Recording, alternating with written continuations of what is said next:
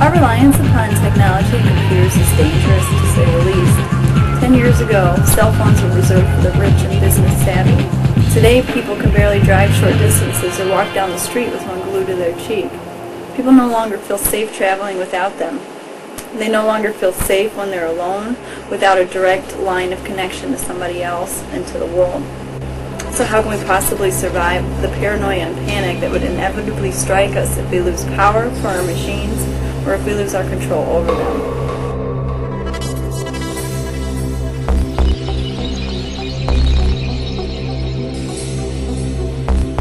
As for the future of our countries and our governments, I'd like to believe that we would mature enough as a civilized species to learn to work together, to share our powers and fortunes and resources. However, I'm realistic enough to admit that individual greed for wealth and dominance will always override the common good. It's survival of the fittest, or might makes right on a global and political scale. This greed causes our societies and our civilization to devolve over time rather than to evolve throughout it. I think that our cultural obsession with technology is having the same effect.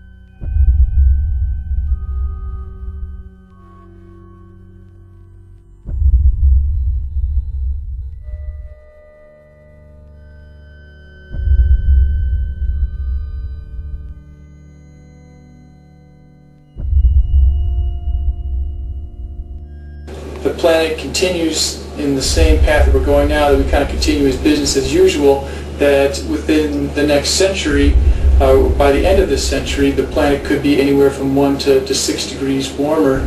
And as far as the Midwest goes and where we live, there are projections that during the summer and fall months there'll be less precipitation, and the temperature could be anywhere from 7 to 13 degrees warmer.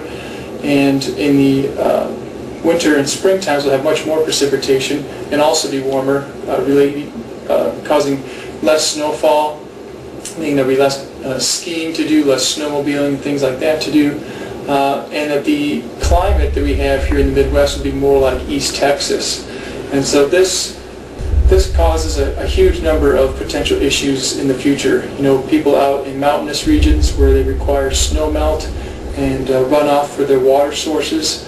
If they're not getting the snow in the winter to melt off during the summer, they could have major water shortages. You could have severe droughts in certain areas, and it could just relate to a whole bunch of problems, not only just with water and food supplies if crops are affected, but also human health and the spread of diseases and things of that nature. So it's a big question mark, but I think if we continue to go the way we're going right now, we could be for some really huge changes.